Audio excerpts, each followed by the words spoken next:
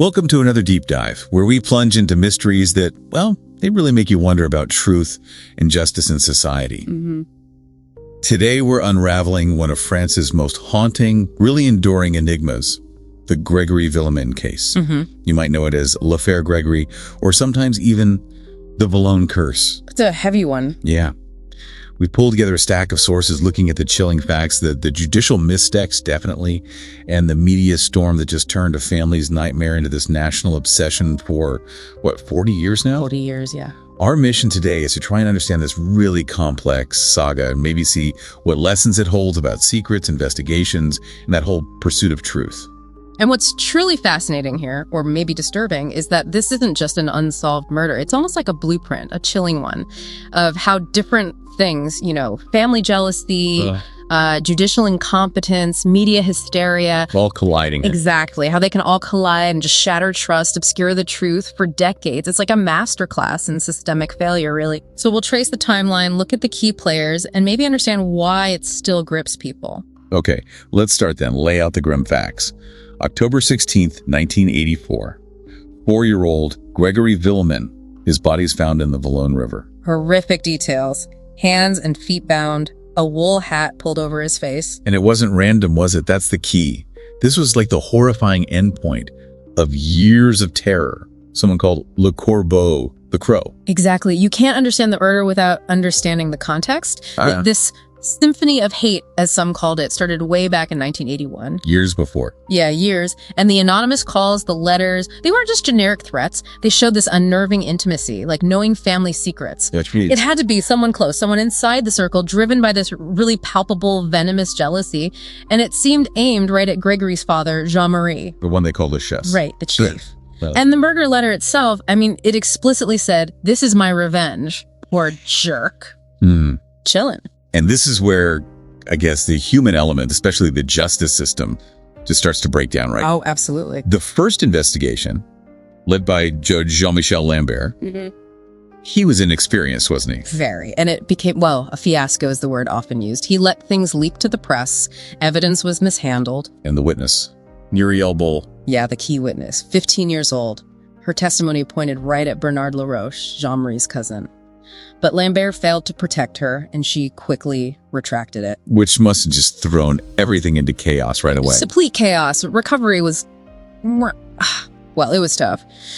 And it's just astonishing how Judge Lambert, maybe influenced by thin evidence, maybe even some frankly sexist ideas of the time, he actually shifted focus onto Grégory's grieving mother, Christine Villemin. He indicted her while she was pregnant. Unbelievable, the cruelty of that. And that persecution, plus Laroche being released, it directly led to Jean-Marie Villemin taking the law into his own hands. He shot and killed Laroche.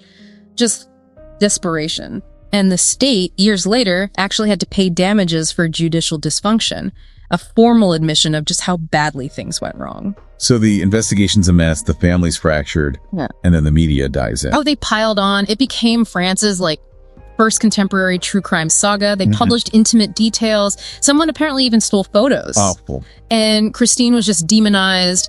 There was that infamous article by the author Marguerite Duras, basically declaring her guilty in public. A total feeding frenzy. But then, much later, science sort of offered a new angle, a glimmer of hope. Sort of, yeah. Critically, the original investigation really struggled with the science they had then. They relied heavily on graphology, handwriting analysis. Which is pretty subjective. Very subjective. And it led them down some disastrously wrong paths. Later on, DNA testing came along, but it was inconclusive. Why? Because the evidence had been so badly mishandled decades before. Catastrophic, really. But then, even more recently, hope came from stylometry. Linguistic analysis, like writing patterns. Exactly. Advanced analysis of writing style.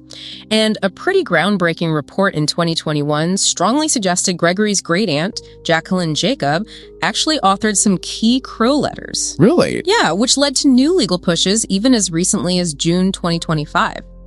It just shows how new science can revisit old, cold cases. So after all these twists, these turns, where does that leave the central question? What's the main theory now about what actually happened to Grégory? Well, the dominant theory, the one that seems to fit most of the later evidence, points towards a family plot. A collective act. A collective act, yeah.